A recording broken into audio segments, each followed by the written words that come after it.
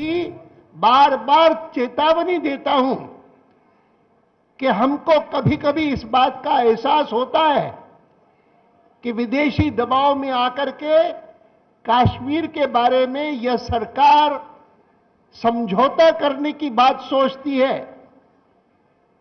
बीच बीच में यह भी जानकारी मिलती है कि अनौपचारिक रूप से समझौता हो चुका है। भारतीय जनता पार्टी जिस व्यापक रूप में देश भर में फैली हुई है, अगर किसी भी प्रकार से कश्मीर के बारे में कोई समझौते की बात होगी, घड़ी को वापस मोड़ने की बात होगी, 1953 के पूर्व की स्थिति वापस लाने की बात होगी, तो ऐसा जबरदस्त आंदोलन हिंदुस्तान में होगा जिसकी कोई कल्पना नहीं कर सकता। Political editor Navika Kumar joins us on the phone line. Navika, it's a direct warning from a senior BJP leader, even as a special session on Kashmir has been proposed during those foreign secretary level talks. How is the government expected to view that? Well, it's very clear that the BJP has raised the pitch as far as the Kashmir agenda of the Indo-Pak talks is concerned. Clearly, L.K. Advani, senior leader of the BJP, stating that if there was any effort to turn the clock back on Kashmir or make any sort of settlement on the issue which would turn the clock back, then the BJP would oppose the move and have a nationwide agitation on it. But clearly, the BJP unhappy with the fact that Kashmir talks on the agenda, but no talks on terror issue.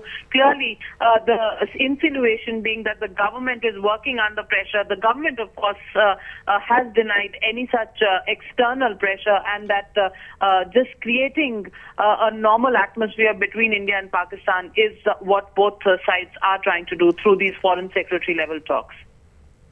All right, Navika, thanks very much for those details.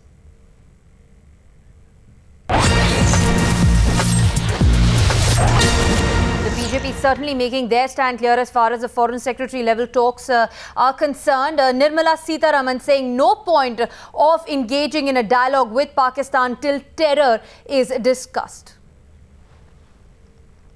It makes us feel that we have not really pushed Pakistan to convince us that they are earnest about controlling cross-border terrorism.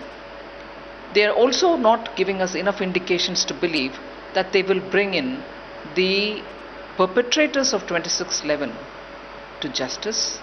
As a result, having a composite dialogue with Pakistan itself is worrying, and to have to avoid terrorism in toto as a part of the agenda of the talks is very worrying indeed.